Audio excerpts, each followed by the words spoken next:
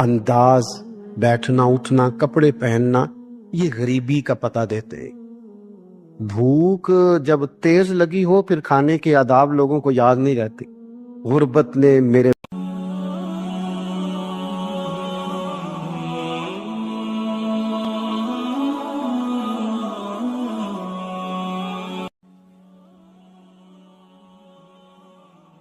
السلام علیکم ورحمۃ اللہ وبرکاتہ۔ اور میرے پیارے بھائیوں، آپ سبھی کیسے ہیں؟ امید ہے آپ سبھی اچھے ہوں گے، اور جتنے بھی میں پیر صاحب کی تقریریں ڈالتا ہوں ان کی آپ تقریروں کو سنتے ہوں گے، اور سن کر کے آپ کا ایمان بھی تازہ ہوتا ہوگا۔ اکثر دین پڑھنے والے غریبوں کے بیٹے ہوتے ہیں۔ امیروں کے بچے ایف ایس سی پڑھتے ہیں، بی ایس سی پڑھتے ہیں، ٹیکنالوجی پڑھتے ہیں۔ غریبوں کے بچے دین پڑھتے ہیں۔ انداز، بیٹھنا اٹھنا، کپڑے پہننا، یہ غریبی کا پتہ دیتے ہیں۔ بھوک جب تیز لگی ہو پھر کھانے کے آداب لوگوں کو یاد نہیں رہتے۔ غربت نے میرے بچوں کو تہذیب سکھا دی، اب وہ سہمے ہوئے رہتے ہیں شرارت لے کر۔ حضرت سیدنا امام ابو مالک فرماتے ہیں، میں غریب کا بیٹا تھا اور میری 6-7 بہنیں، میں اکیلا بھائی تھا۔ آپ فرماتے ہیں میرے ابا جی فوت ہو گئے۔ میری امی پکڑ کے مجھے ایک دھوبی کی دکان پہ لے گئی، کہنے لگی اسے کپڑے دھونے کا طریقہ بتا دے، سلیقہ سمجھا دے، یہ بھی ایک چھوٹی سی لانڈری کی دکان کھول لے گا، میری بیٹیوں کا پیٹ پال لے گا۔ دھوبی کہنے لگا ٹھیک ہے، میں 2-3 درہم بھی دوں گا مہینے کے، اور جب کام سیکھ جائے گا تو تنخواہ بڑھ جائے گی۔ امام ابو مالک رحمت اللہ علیہ فرماتے ہیں، میں بہنوں کے لیے روزی کمانے نکلا، میں بیوہ ماں کے سر پہ بوجھ اتارنے کے لیے نکلا، میں غربت کے عالم میں نکلا۔ رستے میں امام اعظم کا مدرسہ تھا، فرماتے میں وہاں چمکتے چہرے دیکھتا، لیکن اپنی غربت کو دیکھ کے میں آگے بڑھ جاتا، پریشان ہوتا کہ میں کیسے علم حاصل کروں گا۔ آپ فرماتے امام صاحب مجھے اکثر دیکھتے۔ ایک دن امام اعظم باہر نکلے، مجھے کھڑے ہوئے دیکھا تو قریب بلایا، سینے سے لگایا، ماتھا چوما، کیا نام ہے؟ میں نے کہا ابو مالک میرا نام ہے۔ کہا تمہیں پڑھنے کا شوق ہے؟ کہا بڑا شوق ہے۔ کہنے لگے چل آ جا پڑھا کر، آ جا مدرسے میں پڑھا کر۔ کہتے میں سارا دن وہاں پڑھتا، گھر سے کام کرنے آتا، سارا دن امام اعظم کے پاس پڑھتا رہتا۔ مہینہ آیا تو میری اماں کہنے لگی تنخواہ لاؤ۔ میں نے کہا امی جی تنخواہ تو وہ دے گا جو ڈیوٹی پہ جاتا ہو، میں تو پڑھنے جاتا ہوں۔ کہتے اماں گھر سے نکلی اور بڑے غصے کے ساتھ نکلی، کہنے لگی مولوی نے میرا بچہ خراب کر دیا ہے، میرا بچہ خراب کر دیا ہے، میں کام پہ بھیجتی تھی، اس نے کس چکر میں ڈال دیا، مسئلوں سے بھی کبھی پیٹ بھرا ہے، کام بھی تو کرنے چاہیے نا۔ کہتے امام اعظم کے سامنے کھڑی ہوئی، امام صاحب بڑے امیر کبیر آدمی، اربوں خربہ پتی تھی، اور پھر اتنے بڑے عالم فقیر، سارا بغداد، سارا کوفہ، سارا مصر سلوٹ کرتا ہے۔ بی بی آئی اور تیز جملے، عورتوں کا طریقہ ہوتا ہے، کہنے لگی مولوی تیری سفید داڑھی، تیرا اتنا نام، تجھے خیال ہی نہیں آیا میں بیوہ عورت ہوں، تو نے میرا بچہ خراب کر ڈالا، میری یتیم بچیاں روٹی کہاں سے کھائیں گی، مسئلوں سے بھی کبھی پیٹ بھرا ہے۔ کہتی اتنے سخت جملے کہے پر قربان جاؤ امام اعظم سنتے رہے اور مسکراتے رہے۔ کہنے لگے میری غلطی ہے، میری غلطی ہے، میری غلطی ہے، بی بی بھول گیا تھا، غلطی ہو گئی۔ بی بی کہتے تیری امام صاحب سنتے رہے، جب غصہ اتر گیا تو کہنے لگے اماں تیرا غصہ اتر گیا ہے؟ اتر گیا ہے۔ کہنے لگے تیرا بیٹا بڑا نیک ہے، تیرا بیٹا بڑا لائق ہے، تو اسے پڑھنے دے۔ کہنے لگے چپ کر بے مولوی، یہ پڑھے گا تو میں روٹی کہاں سے کھاؤں گی؟ امام صاحب کہنے لگے مجھے بتائے گی تیرے گھر کا خرچہ کتنا ہے؟ اس نے ایک لفظ پہ 3 دینار کا، ایک روایت ایسی بھی لکھی ہے بزرگوں نے، کہنے لگی 40 درہم ہے، اور اماں کہتی میں نے جان بوجھ کے زیادہ بتائے، حالانکہ میں کنار کا خرچہ کرتی تھی، لیکن جب کھلا ڈلا کریں تو وہ والا خرچہ بتایا۔ میں نے کہا 40 درہم خرچہ ہے، تو دے گا؟ تو کہتے امام اعظم کہنے لگے اماں تجھے لینے نہیں آنا پڑے گا، پہلی سے پہلے تیرے گھر میں پہنچ جایا کریں گے، یکم سے پہلے۔ حضرت سیدنا امام اعظم ابو حنیفہ رحمت اللہ علیہ 1 دن نہیں، 2 دن نہیں، 4 دن نہیں، 5 مہینے نہیں، 20 سال تک، کہنا آسان، بولنا آسان، سننا آسان، 20 سال تک امام ابو مالک کے گھر میں خرچہ دیتے رہے، وہ پڑھتے رہے۔ اماں کہنے لگی تو میرے بیٹے کو لگا تو لیا ہے تو پڑھ کے بنے گا کیا؟ حضرت امام اعظم فرمانے لگے بادشاہوں کے تخت پر بیٹھ کر بادشاہوں کے ساتھ کھانے کھایا کرے گا، ان کے ساتھ بیٹھ کے حلوہ کھائے گا، وقت آئے گا تو دیکھے گی. کہتے ہیں میرے امام انتقال کر گئے, وقت بیت گیا. ہارون رشید نے مجھے بلایا بغداد میں اور کہا میں آپ کو چیف جسٹس بنانے لگا ہوں. کہتے ہیں میں خوشی سے سجدے کرنے لگا, میں چیف جسٹس بنا. میں نے اپنی اماں کو خط لکھا کہ اماں بغداد آ جا, تیرے بیٹے کو اللہ نے بڑی شان عطا کر دی ہے. فرماتے ہیں ہارون رشید کی بیوی بڑی اولیاء کی علماء کی بڑی فرما بردار تھی, محبت کرنے والی تھی. اس نے حلوہ بنا کے بھیجا, کھانا بنا کے بھیجا. ہارون رشید تخت پہ بیٹھ کے کھانے لگا تو کہنے لگا امام صاحب آپ بھی یہیں آ جائیں میرے ساتھ. کہتے ایک کونے میں وہ بیٹھ گیا, ایک میں بیٹھ گیا, بیچ میں کھانا رکھ لیا. اتنی دیر میں میری اماں بھی پہنچ گئی. 2 لقمے کھائے تھے کہ اماں آ گئی.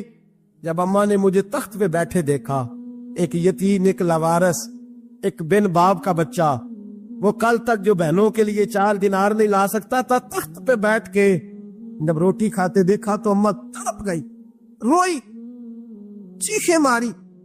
میں نے کہا اماں کیا ہوا؟ کہنے لگی بیٹا مجھے تیرا استاد یاد آ گیا ہے. اس نے کئی سال پہلے کہا تھا اسے دین کا علم پڑھنے دے, اسے فقیہ بننے دے, یہ بہت آگے جائے گا. دیکھ آج اللہ نے تجھے کتنی شان عطا کی ہے. کہا بیٹا یہ کمال تیرا نہیں, یہ امام اعظم ابو حنیفہ کا کمال ہے, یہ ان کا کمال ہے جنہوں نے تمہیں یہاں تک پہنچایا. میرے بھائی اپنی پوری زندگی حضرت امام اعظم ابو حنیفہ نے. آج تو اساتذہ کرام, اساتذہ مجھ سے ایک ٹیچر کہنے لگے حضرت جی دل نہیں لگتا, بے سکونی سی ہے, کچھ بتلائیں. تو میں نے کہا کلاس میں کوئی یتیم بچہ ڈھونڈ لے, کوئی لاوارث بچہ ڈھونڈے, اس کی وردی اپنے ذمے لے لے, کتابیں اپنے ذمے لے لے, اس کا خرچہ اپنے ذمے لے لے, روز جیب میں ٹافیاں ڈال کے جایا کرے کہ غریب کو دینی ہے. فرمایا 2 مہینے یہ والا وظیفہ بھی پڑھ کے دیکھے, اللہ آپ کو سکون عطا کرے گا. یہ بھی کہنے لگے بڑی ٹھنڈک ہوئی ہے, بڑا سکون ملا ہے, بڑی تابعداری. میں نے کہا آپ لفظوں سے سکون چاہتے ہیں, وہ لوگ خدمت کر کے سکون لیتے. امام مالک رحمت اللہ علیہ کے ایک شاگرد کہتے ہیں کہ میرے استاد جو تھے وہ بڑے پرجوش تھے علم پڑھانے میں, شوق ہوتا ہے پڑھانے کا, پرجوش. امام مالک کے شاگرد فرمانے لگے کہ ہمارے استاد پڑھانے میں بڑے باذوق تھے, ان کا جذبہ رہتا تھا پڑھانے کا, اور کتاب سے وابستہ رہتے. پڑھنا, پڑھانا, مسائل دریافت کرنا, یہ شعبہ ہے نا جی ہمارا.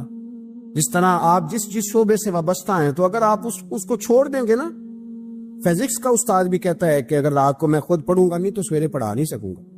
تو اگر آپ وابستہ نہیں رہتے اپنے شعبے کے ساتھ, نئی نئی چیزیں پیدا ہوتی ہیں, جدت آتی ہے, تو آپ کو جوش ہی نہیں ہے اس شعبے کا, تو پھر بات کیسے آگے بڑھے گی. تو کہتے ہیں امام مالک بڑے جب بیمار ہو گئے شدید, تو شاگرد کہتے ہیں میں تیمارداری کرنے گیا, تو میں نے جب دیکھا تو مجھے چہرہ دیکھ کے سمجھ آئی کہ امام مالک کا آخری وقت ہے.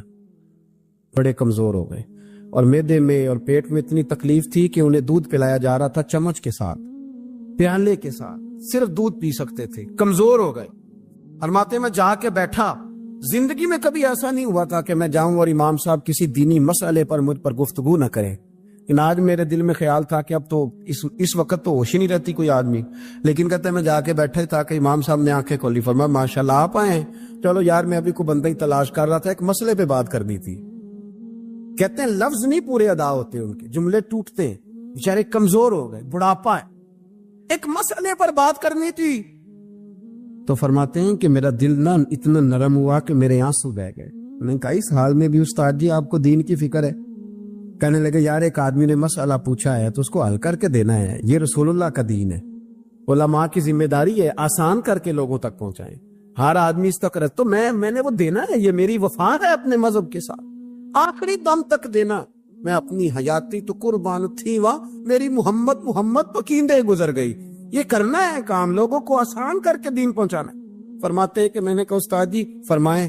کہنے لگا یار یہ حج کے موقع پر جو رمی جمار ہوتی ہے, جمرے کو شیطان کو کنکر مارے جاتے ہیں, پوچھنا یہ ہے کہ دونوں طرح سے سنت ہے, پیدل بھی مار سکتے ہیں, سواری پہ بھی.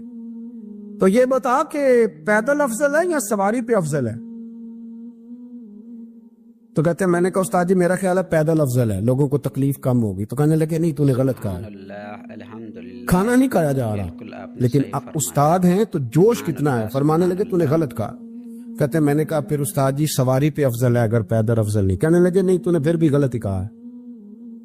کہتے ہیں میں نے کہا حضور دونوں طرح غلط ہے تو صحیح کیسے ہے؟ فرمانے لگے بیٹے اگر اس بڑھاپے میں بھی میں مسئلہ بتانے میں تیزی نہیں کرتا, تحقیق کرتا ہوں, تو نے جوانی میں تیزی کرنی شروع کر دی. سوچے ہی نہیں بات کو, فٹافٹ بیان کر دی کہ اگر یہ نہیں تو یہ. حکمت والا ہے، کو سمجھنا پڑتا ہے، حکمت کے ساتھ پھیلتا ہے. کہتے میں نے کہا استاد جی حکم کریں، پھر آپ بتائیں کیسے افضل ہے. فرمانے لگے مستحب ہے، اچھا عمل ہے کہ ایک شیطان کو کنکر مار کے تو دعا مانگی جائے، اور اتنی دیر مانگی جائے جتنی دیر میں انسان 20 آیات قرآن پاک کی پڑھ لیتا ہے. اور یہ مستحب عمل ہے، یعنی کرے تو ثواب ہے، نہ کرے تو گناہ نہیں. مستحب ہے کہ دوسرے کو کنکر مار کے پھر دعا مانگی جائے، تیسرے کو کنکر مار کے کھڑے نہیں ہونا، دعا مانگتے مانگتے چلے جائے. تو فرمانے لگے مسئلہ سن، جس نے چونکہ مستحب ہے مانگے چاہے نہ مانگے، تو جس نے تو کنکر مار کے دعا مانگنی ہے نا، اس کے لیے افضل یہ ہے کہ وہ پیدل کنکر مارے، اور جس کا ارادہ دعا مانگنے کا نہیں نا، اس کے لیے افضل یہ ہے کہ وہ سواری پہ بیٹھ کے کنکر مارے. تو دونوں جہتیں بدل جائیں گی. فرماتے ہیں اس بڑھاپے اور کمزوری میں نے امام مالک کی وہ فقاہت دیکھی، اور فرماتے ہیں جب فارغ ہو کے نا امام مالک سے میں باہر نکلا، سلام لے کے میں دروازے پہ پہنچا تھا، ابھی کمرے کے دروازے پہ امام صاحب نے بلند آواز سے کلمہ پڑھا اور ان کی روح پرواز کر دی کہ آخری وقت تک مسائل دین میں غوطہ زنی کس طرح کر کے امت کو آسان دین پہنچایا. چاہتے ہو کہ زندگی میں اطمینان ملے تو خدا را حقیقت پسند والی زندگی گزارو. یہ فضاؤں میں زندہ رہنا، ہواؤں میں، اللہ بڑا معاف کرنے والا ہے، اللہ بڑا کریم ہے، معاف کر دے گا، تو بھئی یہ بات صحابہ کو بھی پتا تھی، یہ اہل بیت کو بھی خبر تھی، تو وہ تو ایک ایک بات کا لحاظ کرتے تھے. یہ غوث اعظم کو بھی پتا تھی، یہ ان کے والد کو بھی پتا تھی، جنہوں نے کسی کا ایک سیب کھا لیا تھا تو 12 سال اس کے گھر میں نوکری کرتے رہے. انہیں نہیں پتا تھا اللہ بڑا کریم ہے، معاف کر دے گا، ایک سیب ہی ہے نا. تو حقیقت پسندی آپ کو سکون دے گی. اور اگر آپ نے اپنے آپ کو غیر مطمئن کیا ہوا ہے، بات کچھ اور ہے، اور آپ نے اپنے آپ کو ڈال کسی اور طرف لیا ہے، تو پھر آپ کو سکون مل سکتا. سکون حقیقت پسندی میں، اصل میں سکون ہوتا ہے، اداکاری میں سکون نہیں ہوتا. تیسری بات سنیں، اگر آپ چاہتے ہیں زندگی میں مطمئن رہیں تو دنیا داروں سے امیدیں توڑ دے، اللہ اور اس کے رسول سے امید وابستہ کریں، اولیاء اللہ سے امیدیں وابستہ کریں، صحابہ اور اہل بیت سے امیدیں، اللہ اور اللہ والوں سے امیدیں، دنیا داروں سے امیدیں. آپ کو پتا ہے دنیا دار کی تباہی کب ہوتی ہے؟ جب انہیں خوش آمدی مل جاتا. چودھری کا بیڑا اس وقت غرق ہوتا ہے جب اسے چودھری کہنے والے زیادہ ہو جاتے ہیں.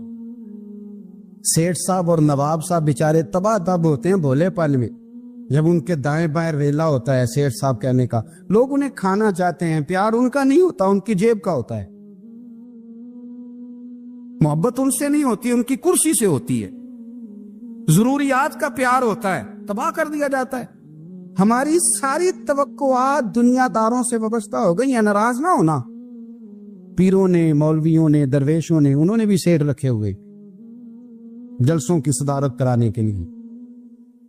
یعنی مذہبی جلسہ ہے، اس میں بہت زبردست پڑھے لکھے صاحب تقوی عالم کا خطاب ہے، اور کی صدارت وہ بندہ کر رہا ہے جس نے عشاء کی نماز بھی نہیں پڑھی.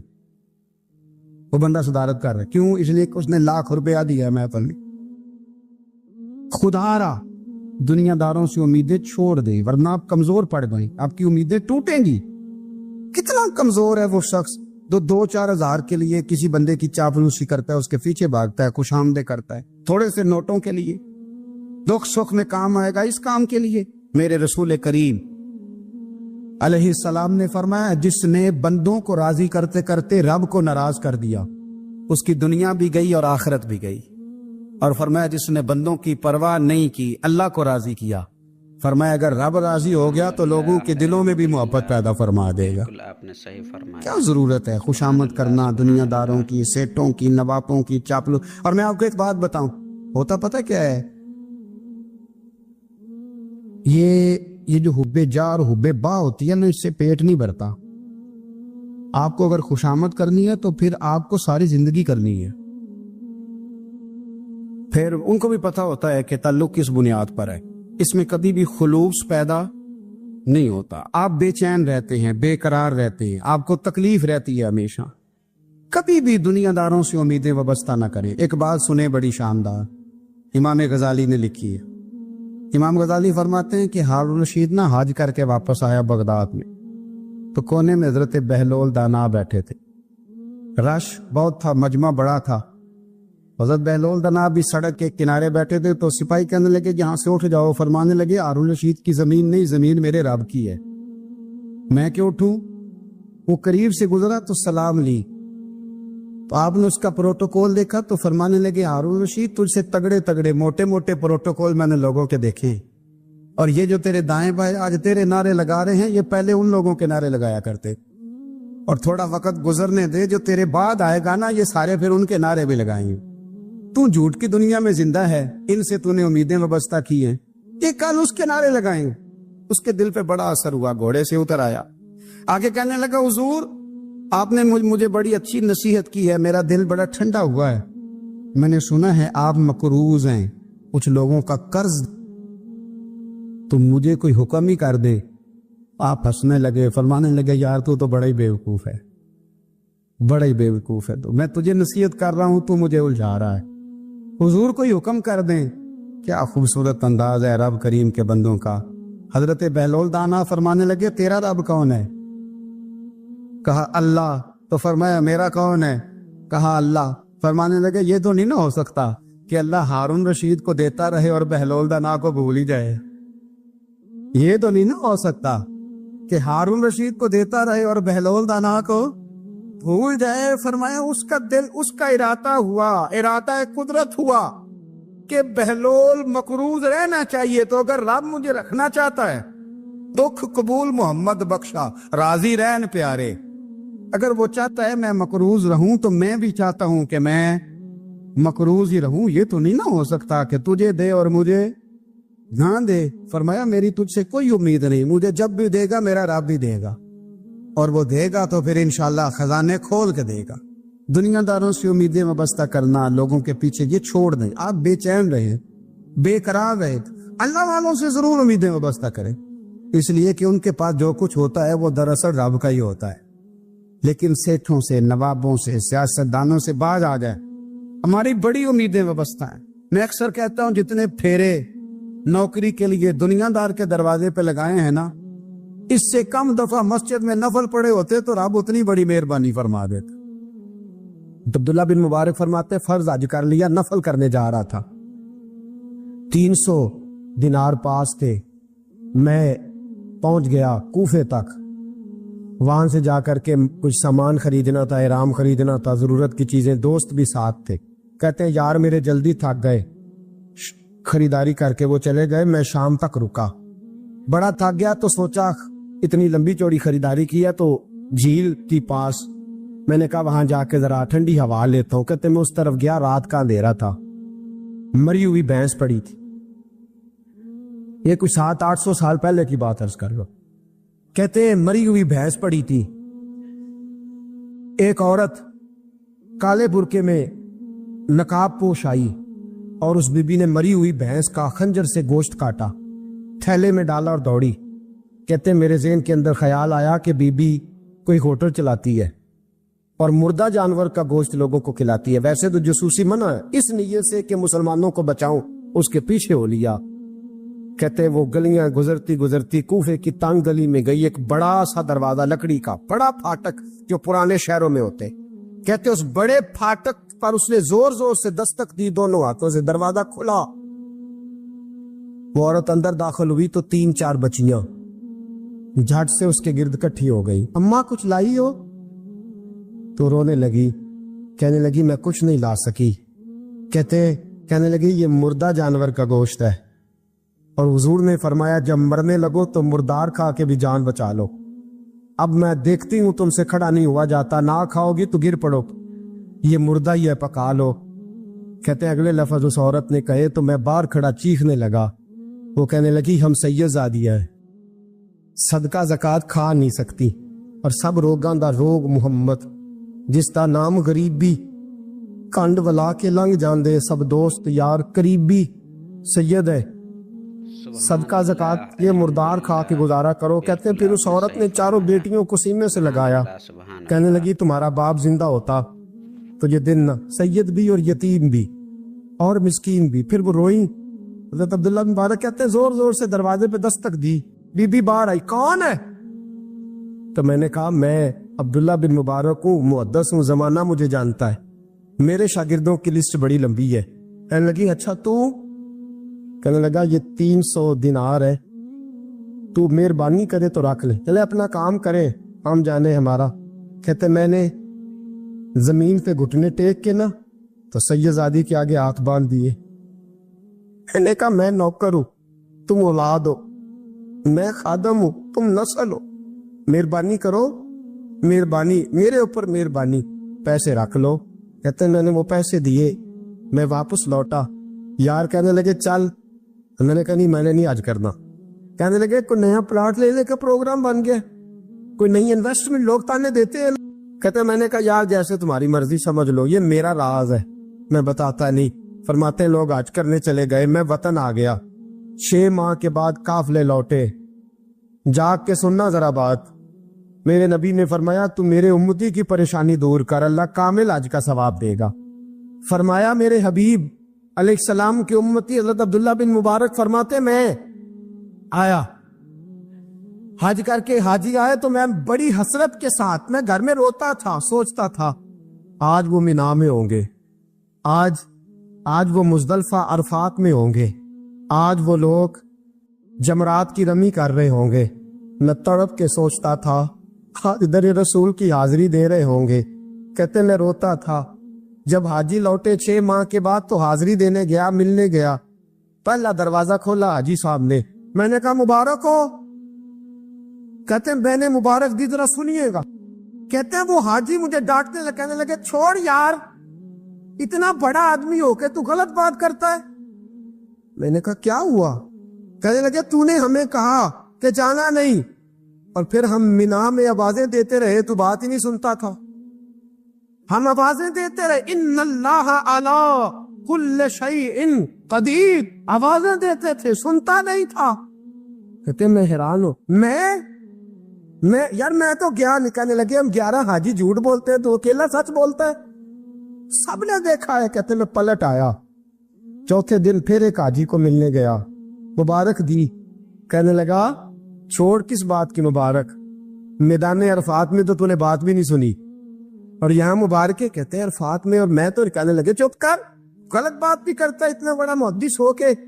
کہتے ہیں جب آخری قافلے آئے, آخری دن تو 8-10 قافلے کٹھے آئے, شام تک 7 قافلوں سے ملا. ہر ایک مجھے کہنے لگا بندے کے پاس گھوڑا نیا آ جائے, سواری بڑی آ جائے تو یاروں سے تو ملنا چاہیے نا, تو آواز ہی نہیں سنتا تھا. فرماتے ہیں میں تھک گیا کہ الہی ماجرا کیا ہے, میں تو یہاں اس شہر کی گلیوں میں پھرتا رہا, اور یہ سارے حاجی کیا رہے ہیں. فرماتے ہیں رات کو حضرت ربیع بن اسلم, وہ بہت بڑے بزرگ محدث تھے, وہ بھی حج کرنے گئے, دروازے پہ دستک دی, باہر آئے تو جھگڑنے لگے. کہنے لگے تو نے مجھے کس مشکل میں ڈال دیا ہے؟ میں نے کہا حضور کیا ہوا, کس مشکل میں؟ میں تو مل. کہنے لگے چھوڑ یار, عالم تھا تو میں تیری عزت کرتا تھا, تو نے یہ کیا کیا؟ میں نے کہا کیا ہوا؟ کہنے لگے یاد نہیں جب تو روضہ رسول کے سامنے ملا تھا, جب نبی پاک کے مواجہ کے سامنے, تو پیسوں والی تھیلی مجھے پکڑا گیا, پکڑ اپنے پیسے. میں تو سنبھالتے تھک گیا ہوں. کہتے یوں سینے سے پیسے لگائے, گھر آیا, عشاء پڑھی تو سو گیا. میں نے کہا یا اللہ عقدہ کھول دے. رات گہری ہوئی, میرے گھر کی دیواریں چمکنے لگیں, نور پھیرنے لگا, خوشبو پورے شہر کو معطر کرنے لگی. کہتے میں نے آنکھ جھپکی تو سامنے اللہ کے رسول تشریف فرما, سامنے محبوب تشریف فرما ہے. خواب میری وچ آیا ماہی, میں اودے گل وچ پا لئیاں باواں, تے ڈر دی ماری اکھ بھی نہ کھولا, کتے پھر وچھڑ نہ جاواں. فرماتے میں محبوب پاک کی زیارت کی تو نبی پاک علیہ السلام کا دیدار کر کے پھوٹ کے رویا. اب میرا دل تھا حضور بولے, کوئی بات کرے, محبوب بولے, لب کھولے. فرمایا کیا؟ حضور نے فرمایا میں تجھے کتنے اور گواہ بھیجوں کہ تیرا حج ہو گیا ہے. میں کتنے گواہ بھیجوں کہ حج تیرا بے پرواہی ویکھ سجن دی, جتھے کسے دی پیش نہ جاوے, انہیں تاجاں والے در در رولے, منگتے ہیں تخت بٹھاوے, آزم کسے نو کارا مل دئی, کسے نو کارا مل دئی, کوئی کا دو خالی آوے. فرمایا کتنے گواہ بھیجوں کہ حج ہو گیا. میرے بیوی نے فرمایا اٹھ کے تھیلی کھول کے گیل لے، تو نے 300 دینار دیے تھے، میں نے 600 کر کے واپس کیے۔ فرمایا کن؟ حضرت عبداللہ بن مبارک نے 60 حج فرمائے۔ اس کے بعد کتنے حج کیے؟ ایک فرض کیا ہوا تھا، 61 ہو گئے۔ فرماتے ہیں میں بار بار گیا، اور جب بلایا سرکار نے خود ہی انتظام ہو گئے۔ فرماتے ہیں بار بار میرے حبیب نے فرمایا تو آ چاہے نہ آ، رب نے تیرے نام کا فرشتہ بنا دیا ہے جو قیامت تک تیری طرف سے حج کرتا رہے گا، قیامت تک تیری طرف سے مینا، مزدلفہ، عرفات، جبل رحمت پہ آتا رہے گا، میری بارگاہ میں درود پڑھتا رہے گا، حج فرشتہ کرے گا، ثواب اللہ تیرے نام اعمال میں لکھے گا۔ میرے دوستو، میرے نبی نے فرمایا میرے امتی کی ایک پریشانی دور کر، اللہ قبول حج کا ثواب عطا فرمائے گا۔ غریبوں کا حج ہے کہ نہیں؟ بولے اشراق چاہت پڑھ، حج ہے۔ 2 لوگوں کی صلح کرا، حج ہے۔ علماء کی نوکری کر، ایک ایک دفعہ 70 حج تجھے ملیں گے۔ اور میرے رسول پاک صلی اللہ علیہ وسلم نے فرمایا سوکھا حج ہے، سامنے ابا جی ہے، سامنے اما جی ہے، بار بار پیار سے دیکھ، بار بار حج کر، بار بار پیار سے دیکھ، اور کسی غریب کی مدد کر دے، سڑک پار کرا دے، میڈیکل سٹور سے دوائی لا دے، کسی کی نوکری کر دے، بچہ گھر میں نہیں، ابا جی بیمار ہو گئے، جا بھاگ کے تو چچا کو چھوڑا ڈاکٹر تک، تو نیکی کر، اللہ تجھے پورے حج کا ثواب عطا فرمائے گا۔ حج بڑے ہیں، کرنے کی تیاری کرو، حج کا بڑا موقع ہمیں میسر آتا ہے، بس پروگرام بناؤ۔ صحیح مسلم کی حدیث، کتاب کا نام کیا ہے؟ اور بڑی مضبوط حدیث، میرے نبی پاک صلی اللہ علیہ وسلم فرماتے ہیں کچھ لوگوں کو اللہ قیامت میں کھڑا کرے گا، اور کھڑا کر کے فرمائے گا چلو جنت میں جاؤ۔ عرض کرے گی مولا ہم تو پاپی گناہگار، پتہ سارا سردار نو کیتیاں دا، ہم تو بڑے گناہگار، کس وجہ سے جنت؟ فرمایا تمہارے حج کی برکت سے، تم نے حج کیا تھا نا، اس برکت سے جنت۔ تو بندے عرض کریں کہ مولا ہم تو ماڑے تھے، غریب تھے، گئے ہی نہیں، حج کیا ہی نہیں، تو تو حج کی وجہ سے معاف کر رہا ہے؟ تو رب کریم فرمائے گا جب حاجی جاتے تھے دل تڑپتا تھا نا، جب حاجی جاتے تھے آنکھیں برستی تھی، جب حاجیوں کے قافلے نکلتے تھے اس وقت تمہارے دل میں خواہش پیدا ہوتی تھی، فرمایا تم تڑپا کرتے تھے، میں نے تڑپ پر ہی تمہیں حج کا ثواب دیا، اور خالی ثواب نہیں دیا، اس حج کی برکت سے آج جنت بھی عطا فرما رہا ہوں۔ یار رواج بن گیا ہے اینٹ کا جواب پتھر سے دینے کا، رواج سا بنتا جا رہا ہے کانٹے کا جواب گولی سے دینے کا، رواج سا بنتا جا رہا ہے دنیا میں سزائیں دینے کا، رواج سا بنتا جا رہا ہے اذیتیں دینے کا۔ خوش اخلاق لوگ میدان چھوڑ گئے، خوبصورت مسندوں پر بیٹھے ہوئے لوگ پیچھے ہٹ گئے کہ ہم بد اخلاق کا جواب بد اخلاقی سے نہیں دے سکتے، پتھر دل والوں کے ساتھ گزارا نہیں کر سکتے۔ مٹی کے بنے ہوئے انسان کے سینے میں جب لکا دل اور روح آ جائے اس کے ساتھ سر مار کے اپنا سر پھوڑ نہیں سکتے، لوگ ہٹنے شروع ہو گئے، معاشرے کے اندر خوبصورتیاں بہک ہونے لگیں، خوشبوئیں رخصت ہونے لگیں، اور خوبصورت کھلے ہوئے پھول بھی پت جھڑ کا شکار ہونے لگے۔ لیکن ہم نے کبھی پلٹ کے سوچا ہی نہیں کہ ہمارے لب و لہجے نے کتنے دل توڑ دیے، کتنے لوگوں کو تکلیف دے دی، کتنے لوگوں کو آزمائش میں مبتلا کر دیا۔ السلام علیکم میرے پیارے بھائیوں، ابھی آپ بیان سماعت فرما رہے تھے اور اپنے ایمان کو تازہ کر رہے تھے۔ اگر آپ کے ایمان تازے ہو گئے اور آپ کو ویڈیو بہت ہی اچھا لگا تو آپ اس چینل کو سبسکرائب کر لیں اور ویڈیو کو بھی لائک کر دیں، کیونکہ اس چینل پہ آپ کو کسی نہ کسی صحابہ کرام کا ہر روز ایک بیان آئیں گے۔ تو آپ اس ویڈیو کو زیادہ سے زیادہ شیئر کریں اور اس چینل کو بھی سبسکرائب کریں۔ شکریہ آپ کا اس ویڈیو کو سننے کے لیے۔